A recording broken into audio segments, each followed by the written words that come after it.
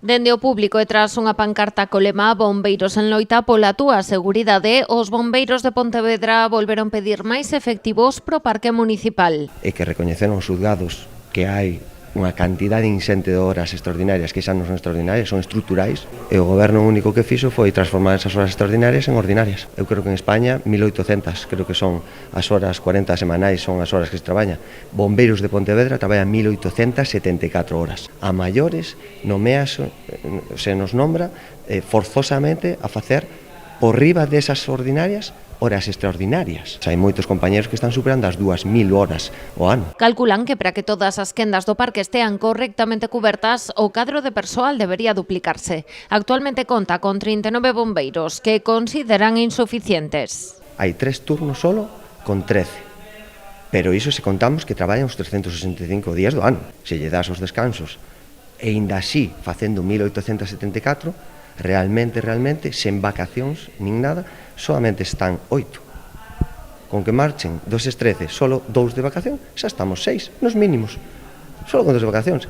Non te poñas enfermo, non te cases, non teñas un fillo. Precisamente a interpelación do PP o BNG sobre as medidas a tomar para garantir a seguridade e a saúde dos bombeiros foi un dos momentos máis tensos da sesión plenaria. Por favor, silencio, que xa hai representantes que están falando por vos.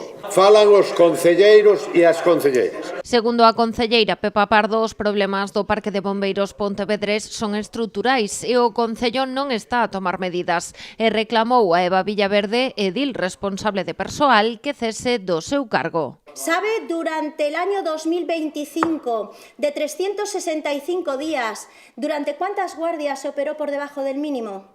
150. Si fuesen una empresa privada ya estaban ustedes cerrados. Eso desde luego. Y condenados. Su política de personal, y especialmente en este caso con el Servicio de Extinción de Incendios, es de abuso e imposición.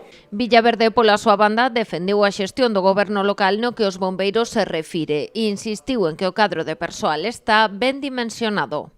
E que non existe ningunha norma legal ou de calquera outro rango que marque absolutamente ningún mínimo. O que hai, efectivamente, é unha recomendación interna nosa de manter un mínimo de 6 bombeiros ou 6 efectivos por garda. Quéreme vostede dicir que dende 13 ou 14, con 13 ou 14 bombeiros, non se é posible de cubrir un mínimo de 6. Quéreme decir vostede iso? Eu creo que sí.